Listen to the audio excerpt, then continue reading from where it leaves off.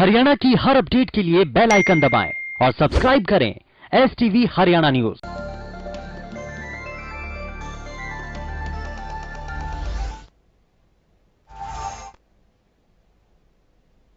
नमस्कार, स्वागत है आपका। हल्का हलचल देख रहे हैं आप। मैं हूं नंदिनी मिश्रा, आपके साथ शुरुआत करेंगे बड़ी खबर से। बड़ी खबर आपको चंडीगढ़ से बता दें, हरियाणा मंत्रिमंडल की बैठक आज होनी है। सुबह 11 बजे सचिवालय में हरियाणा मंत्रिमंडल की बैठक होगी। बैठक में लिए जा सकते हैं कई अहम फैसले। कोरोना पर रोक लगाने के लिए चर्चा होगी। राज्य की आबकारी नीति पर भी लगेगी मुहर। चंडीगढ़ से बड़ी खबर, हरियाणा मंत्रिमंडल की बैठक आज सुबह 11 बजे सचिवालय में होगी बैठक। बैठक में लिए जा सकते हैं कई अहम फैसले। कोरोना पर रोक लगाने के लिए भी चर्चा होगी। राज्य की आबकारी नीति पर भी मुहर लगाई जाएगी।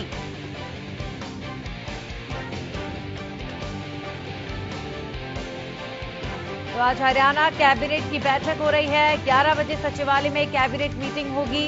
आपको बता दें कई अहम फैसले लिए जा सकते हैं। प्रदेश में जिस तरीके से लगातार तेजी के साथ कोरोना के आंकड़ों में इजाफा हो रहा है, इसे लेकर भी चर्चा होगी। वहीं राज्य की आबकारी नीति को लेकर भी चर्चा की जाएगी।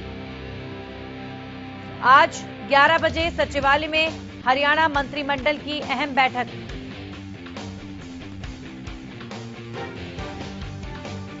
लगातार प्रदेश में बढ़ते कोरोना के मरीजों की संख्या डराने वाली है। आपको बता दें बीते 24 घंटे में भी 9000 से ज्यादा मामले कोरोना के हरियाणा में सामने आए हैं। सीधे तौर पर जिस तरीके से दिल्ली में इस समय हाहाकार कोरोना के बढ़ते संक्रमण से मचा हुआ है, उसका असर हरियाणा में भी देखने को मिल रहा है। जो दिल्ली से सटे हुए जिले हैं, चाहे फरीदाबाद हो चाहे गुरुग्राम हो, यहाँ पर बहुत ज्यादा तेजी के साथ कोरोना पॉजिटिव केसेस की संख्या बढ़ रही है। ऐसे में प्रदेश की स्थिति पर मंथन करने के लिए आज हरियाणा कैबिनेट की मीटिंग होनी है। 11 बजे सचिवालय में हरियाणा मंत्रिमंडल बैठेगा, बातचीत होगी, मीटिंग होगी और प्रदेश में कैसे कोविड की रोकथाम के लिए प्रावधान किए जाएं, इसे लेकर चर्चा होगी। हमारे सहयोगी राकेश गुप्ता जुड़ चुके हैं इस खबर पर, सीधा उनका रुख करेंगे। राकेश जी, आज जो मीटिंग होनी है हरियाणा कैबिनेट की, क्या अहम मसले रहने वाले हैं कैबिनेट की मीटिंग में? देखिए, आप जानते हैं कि आज मुख्यमंत्री की अध्यक्षता में मंत्रिमंडल की बैठक होगी और ये 11 बजे सचिवालय में बैठक बुलाई गई है। इस बैठक में अगर बात की जाए, क्योंकि इस समय आप देख रहे हैं कि जो राज्य में हालात बने हैं, कोरोना के केसेस बढ़े हैं, इस पर चर्चा होगी। कई अहम फैसले इस बात को लेकर किए जा सकते हैं। हालांकि हरियाणा से बात के दौरान मुख्यमंत्री कई कोरोना को लेकर फैसले ले भी चुके हैं, जिनमें पानीपत में DRDO से 500 से लेकर 1000 तक के बेड का अस्पताल बनाना है, ऑक्सीजन की एलोकेशन है। लेकिन इसके बावजूद कई और अहम फैसले लिए जाने शेष हैं, ऐसा संकेत मुख्यमंत्री जी ने दिया भी था। इसके अलावा आप जानते हैं कि हरियाणा की जो नई एक्साइज पॉलिसी है, जिससे आबकारी जो नीति है वो भी आज मंत्रिमंडल में आने वाली है और उस पर मुहर लगेगी। क्योंकि कोरोना काल में आप जानते हैं कि पिछले वित्तीय वर्ष में जब लॉकडाउन था तो उस समय अवधि बढ़ाई गई थी और सरकार ने ऑप्शन लिया था कि जो नई आबकारी नीति है वो मई से लागू होगी। तो इसी के चलते जो ये आबकारी नीति है आज कैबिनेट में आएगी। अमूमन इससे पहले जब बजट सत्र के दौरान, वित्तीय वर्ष के दौरान हरियाणा में 1 अप्रैल से जो शराब के नए रेट हैं ठेकों के, वो लागू होते थे। लेकिन अब क्योंकि जैसा मैंने बताया कि कोरोना काल में पिछले वर्ष जो है लॉकडाउन की वजह से तो उन लोगों की मांग थी तो सरकार ने बढ़ाया था, तो ये मई में आबकारी नीति लागू होगी। तो आज जो है मंत्रिमंडल में आबकारी नीति पर भी मुहर लगेगी। जी चलिए, बहुत बहुत शुक्रिया राकेश गुप्ता जी हमारे साथ जुड़ने के लिए और कैबिनेट मीटिंग को लेकर जानकारी साझा करने के लिए। तो सुबह 11 बजे सचिवालय में हरियाणा कैबिनेट की मीटिंग होनी है। काफी अहम मानी जा रही है ये मीटिंग। प्रदेश में जिस तरीके के हालात, जिस तरीके की स्थिति इस समय कोविड को लेकर बनी हुई है, उस पर मंथन होगा, उस पर चर्चा होगी। कैसे बेड्स बढ़ाए जाएं, आने वाली जो स्थिति है कहीं ना कहीं उसकी गंभीरता को भांपते हुए भी कई बड़े फैसले इन दिनों लिए जा रहे हैं। क्योंकि दिल्ली जो हरियाणा से सटा हुआ है, वहां पर इस समय हालात बेहद नाजुक हैं। तो हरियाणा में कहीं इस तरह की स्थिति बने तो कैसे प्रदेश तैयार रहे, इसे लेकर भी चर्चा होगी आज।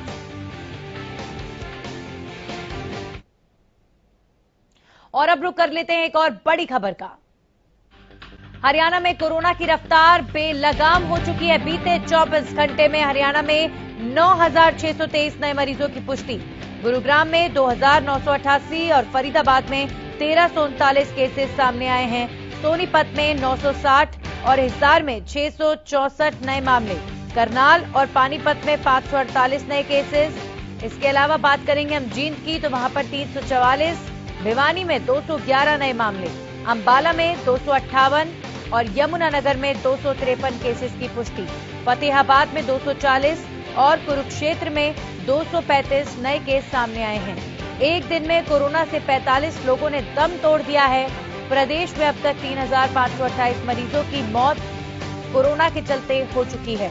कुल मरीजों का आंकड़ा 3,81,000 के पार पहुंच चुका है। वहीं एक्टिव मरीजों की संख्या पहुंची है 55,000 के पार। एक दिन में 3,928 मरीजों ने कोरोना को मात दी है। अब तक 3,22,000 से ज्यादा मरीज कोरोना से ठीक हो चुके हैं।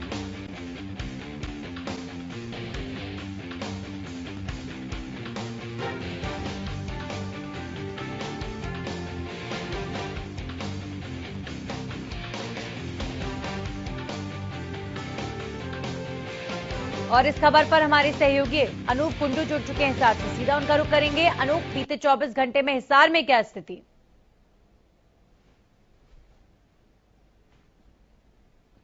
पिछले 24 घंटे की बात करें तो लगातार स्थिति जो है डरावनी होती जा रही है।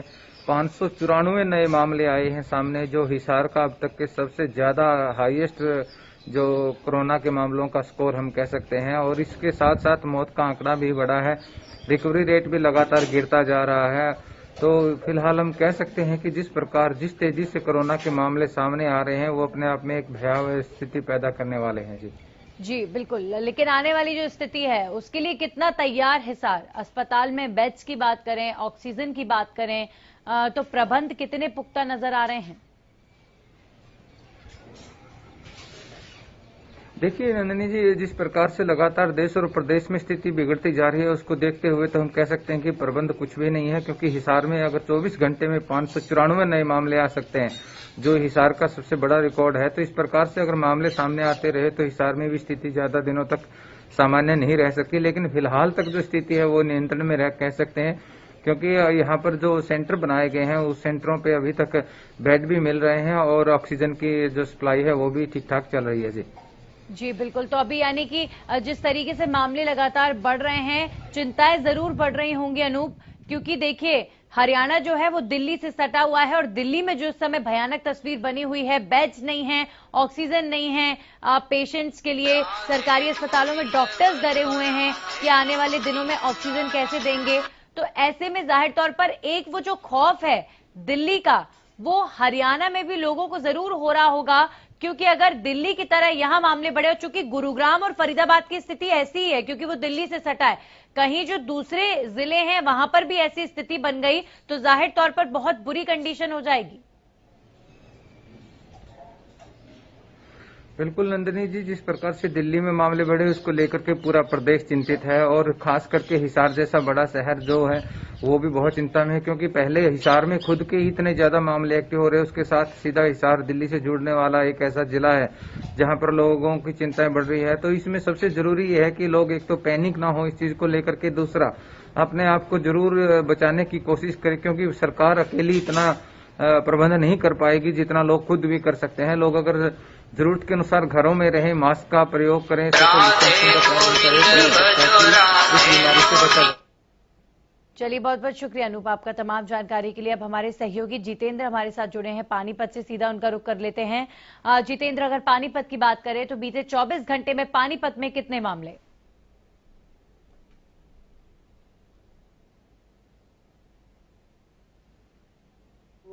जो सरकारी आंकड़ा है जिसको सीएमओ ने पुष्टि की है, मौतों का आंकड़ा कुछ अलग अलग भी है, अलग अलग पेपरों ने भी लिखा है, लेकिन उनके अनुसार 5 मौत हुई है, जिससे मौतों का आंकड़ा जो है 187 हो गया है। और दूसरी बात जो है, जो एक्टिव केस है वो 2243 एक्टिव केस है, और सबसे बड़ी बात जिसके बारे में बात नहीं की जाती, मैं कहूँगा अनस्टेबल केस जो है, जो 110 पानीपत के अंदर ऐसे केस हैं जिनका अभी तक पता नहीं लगा, जिनके बारे में अभी तक जानकारी नहीं है, और लगातार कोरोना संक्रमित केस जो है बढ़ भी रहे हैं, और मौतों में जिस तरीके का इजाफा हुआ है वो कहीं ना कहीं ड्रामना चौंकाने वाला भी है। और लोगों में स्वास्थ्य विभाग की तरफ से, जिला उपायुक्त की तरफ से बार बार अपील भी की जा रही है, तो लोग बाग कोरोना वैक्सीन भी लगवा रहे हैं, लेकिन कहीं ना कहीं आंकड़े जो है वो बढ़ते जा रहे हैं। लेकिन यहाँ एक सबसे बड़ी राहत की बात यह है, नंदनी के रिफाइनरी को जिस तरीके से स्वास्थ्य विभाग ने जो है, स्वास्थ्य विभाग के साथ साथ जो गृह मंत्री हैं अनिल जी, उन्होंने आदेश दिया था कि रिफाइनरी जो है 7 दिन के अंदर ऑक्सीजन सहित एक 500 बेड का जो है एक हॉस्पिटल बनाने जा रही है, जिसको लगातार 29 तारीख तक वो तैयार कर दिया जाएगा। और ऑक्सीजन प्लांट जो है, क्योंकि रिफाइनरी के अंदर मौजूद है, उसी के साथ जो है ये ऑक्सीजन पूरे हरियाणा में भी जाएगी, और जो मरीज वहां एडमिट रहेंगे उनको भी उसका लाभ होगा। जी जी बिल्कुल जितेंद्र, इसके अलावा अगर मैं बात करूं हॉस्पिटल्स की अभी करंट कंडीशन की, तो जैसे जैसे मामले बढ़ रहे हैं और जाहिर तौर पर दिल्ली में स्थिति खराब हुई है, तो उसका असर सोनीपत पानीपत पर हमेशा देखा गया है कोविड के मामले में। तो अब आने वाली जो स्थिति है, क्या उसके लिए तैयार है पानीपत? बेड्स, ऑक्सीजन, अस्पताल? बिल्कुल बिल्कुल। देखिए नंदनी, जिस तरीके से मैं बताऊंगा कि आपको कि दिल्ली के कुछ बहुत से ऐसे पेशेंट हैं जो जिनका इलाज पानीपत में हो रहा है, तो आप अंदाजा लगा लीजिए कि दिल्ली की कंडीशन क्या है। लेकिन राहत बड़ी हम ये खबर कह सकते हैं कि जिस तरीके से गृह मंत्री ने रिफाइनरी के साथ जीआरडी को एक जिम्मेदारी दी है कि वो रिफाइनरी की 5 जगह चूज करें, और जगह के साथ साथ जो है कितने दिन में डीआरडीओ का जो अस्पताल है, जिस 500 बेड के अस्पताल को बनाया जा रहा है, ये कितने दिन में बनकर तैयार हो जाएगा? जितेंद्र, क्या जानकारी से लेकर? देखिए इसकी जानकारी यही है कि ये 29 तारीख तक तैयार कर दिया जाएगा, 29 तारीख तक कंप्लीट तैयार हो जाएगा, जिसके साथ जो है कोरोना पॉजिटिव, और आप ये लगा लीजिए कि इसके अंदर ऑक्सीजन की आवश्यकता के अनुसार ऑक्सीजन मिलेगी। और ऑक्सीजन को लेकर सबसे बड़ी बात जो है, क्योंकि रिफाइनरी के अंदर खुद का प्लांट है, तो वहां से आना जाना जो है वो सुविधाजनक रहेगा। तो इसके लिए सिर्फ 29 तारीख तक जो है जीआरडी ने कहा है कि इस मामले को लेकर जो है 29 तारीख को हम अस्पताल ये तैयार कर देंगे, जो कोविड के लिए एक संजीवनी का काम करेगा। जी चलिए, बहुत बहुत शुक्रिया जितेंद्र आपका भी तमाम जानकारी के लिए। हमारे सहयोगी अमित तिवारी जुड़े हैं सिरसा से, सीधा उनका रुख कर लेते हैं। अमित, अगर बात करें सिरसा की, बीते 24 घंटे में क्या स्थिति फिलहाल?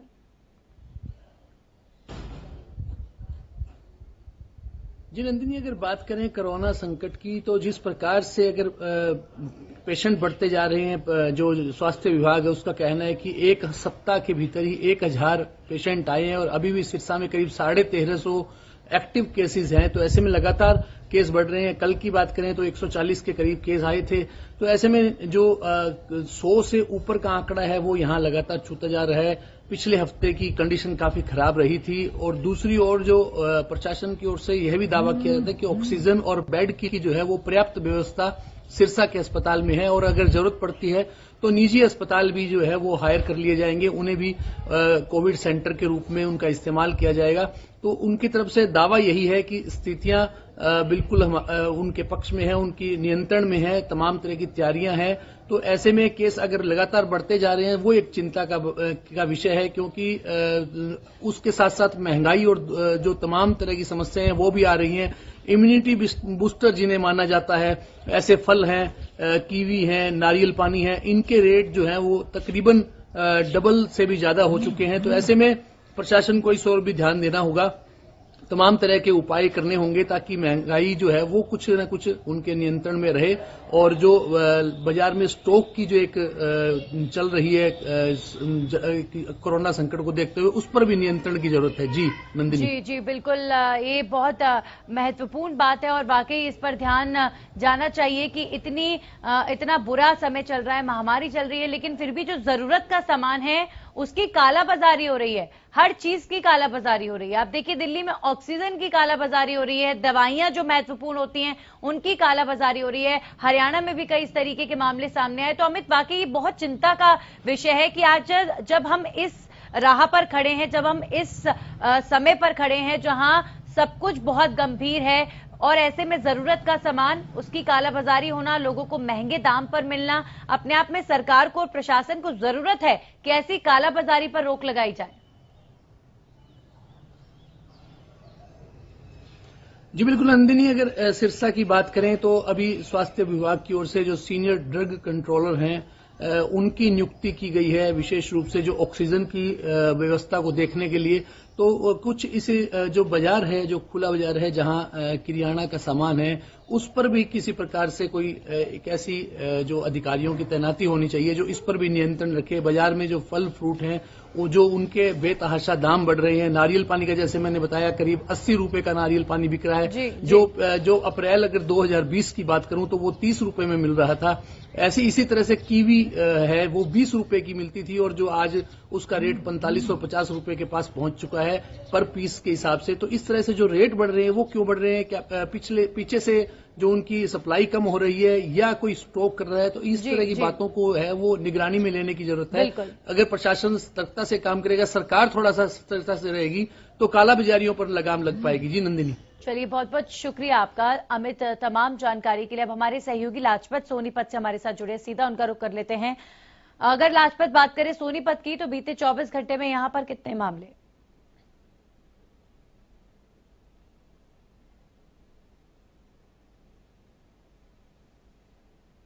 लाजपत मेरी जी बोलिए। देखिए नंदिनी, जैसा जिला सोनीपत नजदीक दिल्ली एनसीआर के नजदीक होना और 70% लोगों का आना जाना, तो लगातार मरीज बढ़ रहे हैं। आज भी करीब 800 से अधिक जो मरीज हैं और लगातार मौतों की भी आंकड़े बढ़ रहे हैं। 100 से अधिक लोगों की मौत हो चुकी है। तो ऐसे में लोग अभी भी लापरवाह दिखाई दे रहे हैं। लोगों की लापरवाही इसलिए कहेंगे कि जो लोग मास्क नहीं लगाते, सोशल डिस्टेंसिंग का ध्यान नहीं रखते, वो लोग चाहते हैं दोबारा से सरकार को कोई ठोस कदम उठाना पड़े। लेकिन अगर बात करें 2020 की तो 2020 भी काफी कठिन गया। 2021 से उसको भी ज्यादा कठिन काटना पड़ सकता है। लोगों से अपील है हरियाणा न्यूज की टीम की तरफ से कि आप अपने आप को सुरक्षित रखें, मास्क का ध्यान रखें, सोशल डिस्टेंसिंग का ध्यान रखें, क्योंकि ये काफी बड़ी बीमारी है। इसको जो लोग हैं वो लापरवाही कर रहे हैं। और सबसे बड़ी दिक्कत ये भी है नंदिनी की जो दिल्ली की दहलीज पर किसान बैठे हैं, उन्होंने साफ इनकार कर दिया है कि कोरोना है ही नहीं। लेकिन उन लोगों से जरूर अपील है कि आप अपने आप को सुरक्षित रखना चाहते हैं, जो आपके पास लोग आते हैं उनसे दूरी बनाकर रखें और उनको जरूर मास्क लगवाएं, क्योंकि कोई भी मरीज घूम सकता है। और यहाँ की बात करें तो जिला सोनीपत में औद्योगिक क्षेत्र काफी बड़ा है।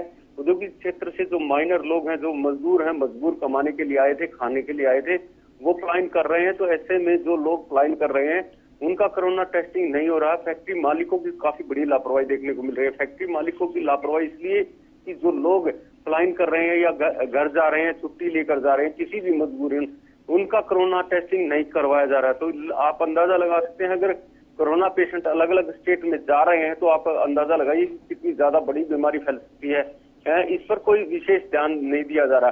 फैक्ट्री मालिकों की काफी बड़ी लापरवाही देखने को मिल रही है, इसलिए कि जो लोग हैं उनकी टेस्टिंग नहीं हो रही, उनको वैक्सीन नहीं लग रही। फैक्ट्री मालिकों की जिम्मेवारी बनती है कि उनको आगे आना चाहिए, अपनी लेबरों को संभालना चाहिए।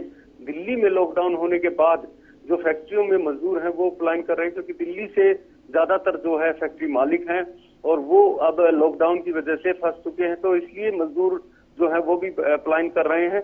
तो ये कहीं ना कहीं चिंता का विषय है।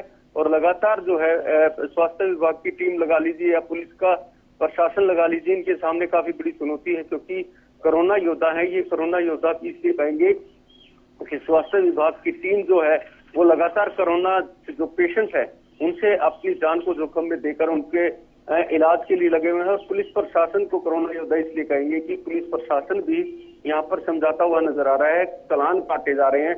चालान का मतलब यही है कि आप अपने आप को सुरक्षित रखना है तो आप मास्क लगा के रखिए, हेलमेट लगा के रखिए, आप बेवजह घर से ना निकलिए। इसलिए दोनों विभाग जो कोरोना योद्धा कहेंगे। और एक तरफ जो सरकार के सामने काफी बड़ी चुनौती है, क्योंकि सरकार के सामने चुनौती इसलिए कि लगातार प्रयास है कि उनको लॉकडाउन ना करना पड़े, लेकिन लोग लापरवाह हैं। लोग लापरवाह इसलिए दिखाई दे रहे हैं कि शाम का जो वक्त होता है, फैक्ट्रियों की छुट्टी होती है तो काफी ज्यादा भीड़ हो जाती है।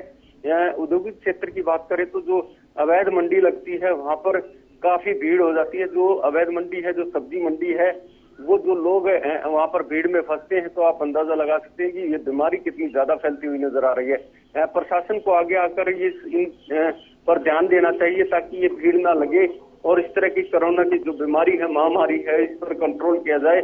जो प्रशासन के जो अधिकारी हैं उनकी जिम्मेवारी बनती है कि कंटिन्यू इस पर काम करें, वरना ये काफी बड़ी बीमारी फैल सकती है।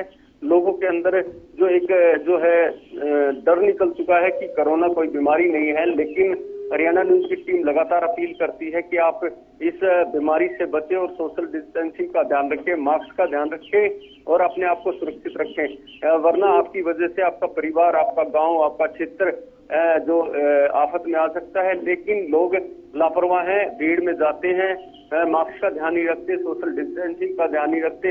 उन दुकानदारों से भी अपील है कि आप अपने आप को सुरक्षित रखें, मास्क का ध्यान रखें। अगर आपके पास कोई कस्टमर आता है तो उसका जरूर ध्यान रखें, क्योंकि अब जो मौसम बदल रहा है, रात को ठंड होती है, दिन में गर्मी होती है, तो ऐसे में लाजमी है कि जो लोग हैं वो जो डेंगू मलेरिया से बीमार हैं और बुखार हो जाता है तो आप अंदाजा लगा सकते हैं वो कोरोना की चपेट में आ सकता है। तो उन लोगों से जरूर अपील है, जैसे गांव है, गांव के आंचल की बात करें तो गांव में काफी गंदगी है, जैसे कि जो जोड़ है, जो पशुओं का पानी पीने के लिए जोड़ होते थे वो गंदगियों में अट चुके हैं, तो उसमें काफी मच्छर और मक्खी पैदा हो गई हैं।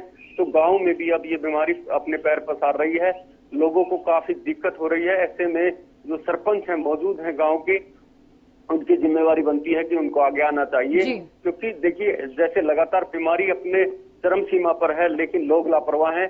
जो सामाजिक व्यक्ति हैं उनको आगे आना चाहिए ताकि लोगों की जान बचे, क्योंकि काफी जैसे मरीज बढ़ रहे हैं। सोनीपत के अंदर भी लगातार मौतें हो रही हैं, लगातार मरीज बढ़ रहे हैं। बिल्कुल, तो ये कहीं ना कहीं चिंता का विषय है। आज जो किसानों के साथ, जो शाम को जो किसानों के साथ एक अहम बैठक है प्रशासन की, और प्रयास है कि किसानों को वैक्सीन लगवाया जाए, उनकी टेस्टिंग करवाई जाए और उनका सुरक्षित ध्यान रखा जाए, क्योंकि दिल्ली की दहलीज पर जो किसान बैठे हुए हैं। चलिए देखते हैं किसानों को किस तरीके से प्रशासन मना पाता है। बहुत बहुत शुक्रिया लाजपत आपका हमारे साथ जुड़ने के लिए। अब राजेंद्र हमारे साथ जुड़े हैं, सीधा उनका रुख कर लेते हैं। राजेंद्र, अगर बात कर लें आप फरीदाबाद की, दिल्ली से सटे हैं गुरुग्राम और फरीदाबाद। गुरुग्राम की ज्यादा विकट परिस्थिति है, फरीदाबाद की स्थिति भी अच्छी नहीं है। ऐसे में बीते 24 घंटे में क्या हालात? देखिए 1300 से ज्यादा मामले बीते घंटे में 24 घंटे में आए हैं और 5 मरीजों की मौत यहां पर हुई है। कहीं ना कहीं लगातार जो आंकड़ा है वो बढ़ता जा रहा है और लोगों के लिए परेशानी का सबब बना हुआ है। इसके अलावा बात करें अस्पतालों की, तो अस्पतालों में कहीं कोई जगह नहीं है जो मरीज को जो एडमिट करना है, तो पहले से ही अस्पताल फुल हुए पड़े हैं। लोग वेट कर रहे हैं कि कब बेड खाली हो और उनका मरीज जो पेशेंट वहां पर जाए, लेकिन कहीं कोई भी सुनवाई नहीं है। तमाम मरीज धक्के खाते हुए नजर आएंगे। और इसके अलावा कल जो बात सामने आई वो बड़ी दुखद थी। शमशान घाट में जो पार्किंग की जगह है वहां पर दाह संस्कार लोगों के करने पड़ रहे हैं।